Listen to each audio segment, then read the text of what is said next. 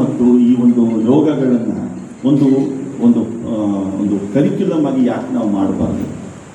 ಈಗ ನೀವು ಸ್ಪ್ಯಾನಿಷ್ ನಾವು ಎಲ್ಲಿ ಯೂಸ್ ಮಾಡ್ತೀವಿ, ಅದನ್ನು ಫ್ರೆಂಚ್ ನಾವು ಎಲ್ಲಿ ಮಾತಾಡೋಕ್ಕೆ ಹೋಗ್ತೀವಿ, ಅವನ್ನೆಲ್ಲ ಇವರು ಲ್ಯಾಂಗ್ವೇಜ್ ಆಗಿ ಒಂದು ಕರಿಕ್ಯುಲಮ್ ಆಗಿ ಮಾಡ್ತಾ ಇದ್ದಾರೆ. ಬಟ್ ನಾವು ಯೋಗ ಮತ್ತು ಸಂಗೀತ ಮತ್ತು ಕಲೆ ಮತ್ತು ನೃತ್ಯ, ನಾಟ್ಯ ಇವನ್ನೆಲ್ಲ ನಾವು ಒಂದು ಕರಿಕ್ಯುಲಮ್ ಆಗಿ ಮಾಡಬೇಕು ಅಂತ ನಾನು ಈ ವೇದಿಕೆ ಮುಖಾಂತರ ಎಲ್ಲ ಇವ್ರಿಗೆ ನಮ್ಮ ಸರ್ಕಾರಕ್ಕೆ ಮನವಿ ಮಾಡ್ತೀನಿ.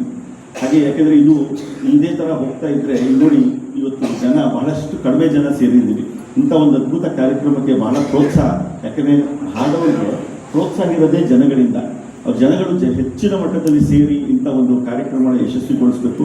ಇಂಥದ್ದು ಇಷ್ಟು ಜನ ಬಂದು ಈ ಕಾರ್ಯಕ್ರಮಕ್ಕೆ ಒಂದು ಯಶಸ್ವಿಗೊಳಿಸೋಕ್ಕೆ ಕಾರಣವಾಗಿ ನಿಮಗೆಲ್ಲರಿಗೂ ಕೃತಜ್ಞತೆಗಳು ಸಲ್ಲಿಸಬೇಕಾಗತ್ತೆ. ಹಾಗಾಗಿ ಮುಂದೆ ಇಂಥ ಒಂದು ಕಾರ್ಯಕ್ರಮಗಳು ಹೆಚ್ಚಿನ ಮಟ್ಟದಲ್ಲಿ ಆಗಬೇಕು.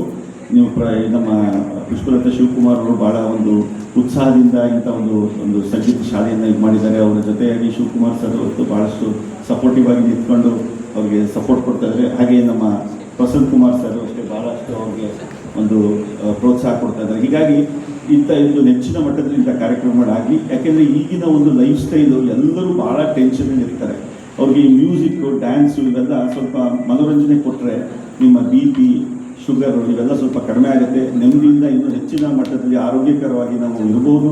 ಹಾಗಾಗಿ ಇಂಥ ಒಂದು ಕಲೆಗೆ ಪ್ರೋತ್ಸಾಹ ಹೆಚ್ಚಿನ ಮಟ್ಟದಲ್ಲಿ ಸಿಗಬೇಕು ಅಂತ ಹೇಳ್ತಾ ತಮ್ಮೆಲ್ಲರಿಗೂ ಕೃತಜ್ಞತೆಗಳು. ನಾನು ಇಲ್ಲಿ ಕರೆದ ನನ್ನ ಮುಖ್ಯ ಅತಿಥಿಗಾಗಿ ಕರೆದಿದ್ದಕ್ಕೆ ನಮ್ಮ ನಾಟ್ಯ ಸ್ವರಾಂಜಲಿ ಸಂಗೀತ ಶಾಲೆಗೆ ನನ್ನ ಕೃತಜ್ಞತೆಗಳು ಸಲ್ಲಿಸ್ತಾ ನಾನೊಂದು 2 ಮಾತು ಮುಗಿಸ್ತೀನಿ.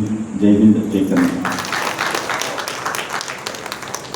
BJP ಮುಖಂಡರಾಗಿರುವಂತಹ ಹಾಗೂ ವೈದ್ಯರಾಗಿರುವಂತಹ ನಮ್ಮೆಲ್ಲರ ಪ್ರೀತಿಯ ಡಾಕ್ಟರ್ ಶಶಿಗೌಡ ಸರ್ ಅವರಿಗೆ ತುಂಬದ ಧನ್ಯವಾದಗಳನ್ನು ಅರ್ಪಿಸ್ತಾ ಇದ್ದೀವಿ. ಹಾಗೆಯೇ ನಮ್ಮೆಲ್ಲರ ಪ್ರೀತಿಯ